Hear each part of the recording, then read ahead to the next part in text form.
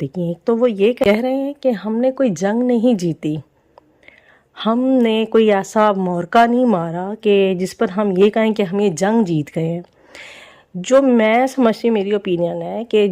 ہم نے شاید جنگ سٹارٹ ہونے سے پہلے ہی روک دی ہے، آئی تھنک، کیونکہ جب انہوں نے حملہ کیا، فضائی حملے کیے اور اس کا ہم نے جواب دیا اور ہم نے انہیں باؤنڈریز پر ہی روک دیا۔ اگر ہم انہیں باؤنڈریز پر روکنے کے قابل نہ ہوتے تو پھر وہ یقیناً زمینی حملہ بھی کرتے اور ہمارے ملک میں داخل ہونے کی کوشش کرتے، ہماری سرحدوں کو کراس کرتے، لیکن ہم نے ایک پاورفل انہیں جواب دیا اور انہیں سرحدوں پر روکا، ان کے فضائی حملے کا جواب فضائی حملے سے دیا،